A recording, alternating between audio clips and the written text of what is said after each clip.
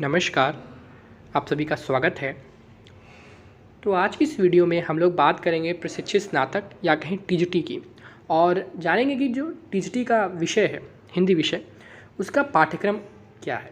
यानी आज हम हिंदी विषय के पाठ्यक्रम पर नज़र डालेंगे और जानेंगे कि टीजीटी हिंदी विषय का पाठ्यक्रम कैसे है और क्या-क्या चीज़ें आपको इसमें पढ़नी है।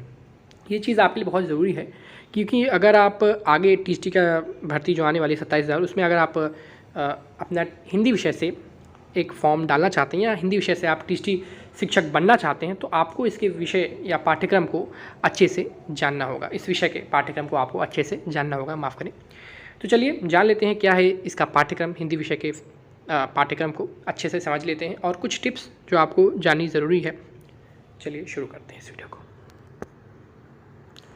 मैं आपको दिखाऊं तो आप यहाँ पर देख सकेंगे हिंदी साहित्य का इतिहास। तो जितना भी हिंदी साहित्य का इतिहास है आपको पढ़ना है।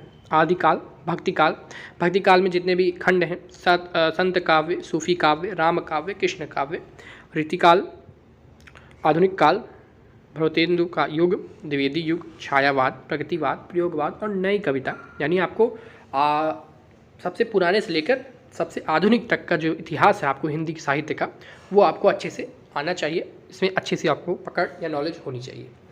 इसके बाद अगर आप देखेंगे तो आपको हिंदी गद्य साहित्य का विकास, यानी जो हिंदी गद्य साहित्य का विकास है उसके बारे में आपको अच्छे से पढ़ना, जिसमें निबंध, नाटक, उपन्यास, कहानी, हिंदी गद्य का लघु विधियाँ, जीवनी, आत्मकथा, स्मरण रेखा, चित्र, यात्रा साहित्य, गद्य काव्य, व्यंग और भी बहुत सारी चीज़ें आप देख सकते हैं। तो आप यहाँ पर देख सकते हैं, जितनी चीज़ें मैं बोला हूँ उतना ही आपको पढ़ना है और मतलब और नहीं पढ़ना है, ये सब चीज़ें आप यहाँ पर देख सकते हैं। तो ये चीज़ें आपको पढ़नी हिंदी गद्य साहित्य के विकास में। इसके बाद अगर आप यहाँ देखेंगे तो आपको तीसरी लाइन देखने को मिलेगा, हिंदी के रचनाकार व उनकी रचनाएं। तो आपको हिंदी के जितने भी रचनाकार हैं और उनकी जो रचनाएं हैं आपको अच्छे से स्मरण करनी है। स्मरण करनी इन द सेंस आपको एक तरह से आपका एक नॉलेज हो उन चीज़ों पर, उन चीज़ों पर पकड़ हो, जितने भी रचनाकार हैं उनकी जो फेमस रचनाएँ हैं। काव्य के भेद और रस, काव्य के जो भेद रस होते हैं उनको आपको अच्छे से जाना चाहिए। माफ़ करें, काव्य के भेद रस को, छंद अलंकार, शब्द अलंकार, अर्थ अलंकार, काव्य गुण, काव्य दोष, ये सब चीज़ें आपको अच्छे से आनी चाहिए, जो भी भेद रस होते हैं काव्य के।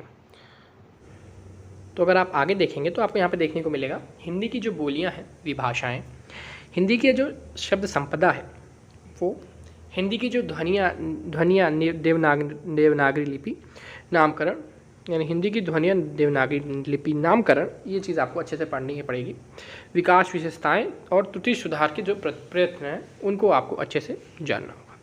तो ये सब चीज़ें आप यहाँ पर देख सकते हैं। इसके बाद अभी अगर आप व्याकरण में देखेंगे तो व्याकरण में आपको लिंग, वचन, कारक, संधि, समास, वर्तनी, वाक्य, शुद्धिकरण, शब्द रूप, जिसमें पर्यायवाची, विलोम, श्रुति संभिन्नार्थक शब्द, तो श्रुति संभिन्नार्थक शब्द, वाक्यांश के लिए एक शब्द और मुहावरा और लोकोक्ति, ये सब चीज़ें आपको पढ़नी है। तो जो भी व्याकरण का आप जानते हैं, जितना भी मटेरियल है आपको अच्छे से होना चाहिए, जिसमें लिंग, वचन, कारक, संधि और भी बहुत सारी चीज़ें आप यहाँ पर जो लिखा हुआ है आप देख सकते हैं। अगर आप बात करें तो आपको इसमें संस्कृत साहित्य भी आपको पढ़ना पड़ता है थोड़ा मोड़ा।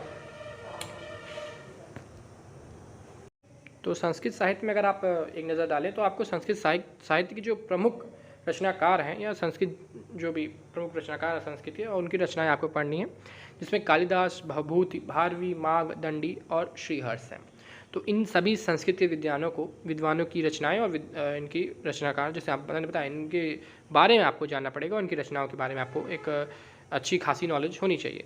इसके बाद आपको संस्कृत के जो संधि, स्वर, अवव्यंजन संधि, समास, शब्द रूप, धातु रूप और कारक प्रयोग, ये सब चीज़ें आपको अच्छे से आनी चाहिए। यानी संधि के स्वर, व्यंजन संधि, समास, शब्द रूप, धातु रूप और कारक प्रयोग, ये सब आपको अच्छे से आना चाहिए। और अनुवाद, आपको संस्कृत का अनुवाद आपको तो आना ही मस्ट है।